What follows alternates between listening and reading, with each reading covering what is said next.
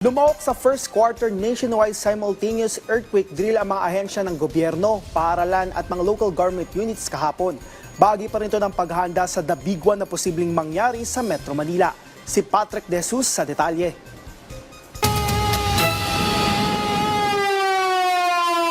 Eksaktong alas 3 ng hapon kahapon, sabay-sabay na nag-duck, cover and hold ng mga nakiisa sa earthquake drill. Ginawa ito sa buong bansa ng iba't ibang ahensya ng gobyerno, gaya ng mga paaralan at local government units. Ito ay bahagi ng paghahanda sa malakas na lindol na posibleng tumama sa bansa, gaya ng The Big One na 7.2 magnitude earthquake na posibleng maramdaman sa Greater Manila area. 34,000 na mamamayan ang posibleng mamatay kung sakaling mangyari ang lindol na ito. Siniguro naman ng DSWD na handa sila kung sakaling mangyari ang pagyanig. Sisikapin nila na masiguro na lahat ng apektado ay may pagkain at mga pangunahing pangangailangan.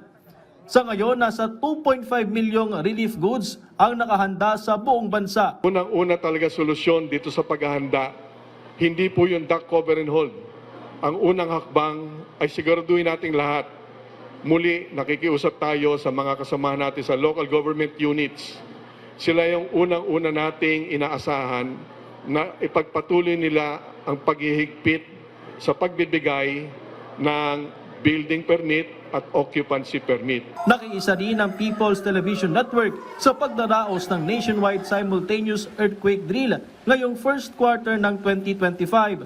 Maliban sa inyong pambansang TV, nakiisa rin ang iba pang attached agencies sa ilalim ng Presidential Communications Office tulad ng APO Production Unit, Philippine Information Agency, Philippine News Agency at Presidential Broadcast Service. To train people and to have practice na magkaroon to avoid the falling debris. Para sa ating mga awareness po na ma-avoid po natin yung mga circumstances na aksidente po. Paalala pa ng pamahalaan na ang magiging kaligtasan natin sa oras ng sakuna, kagaya ng lindol, ay nagsisimula rin sa ating mga sarili.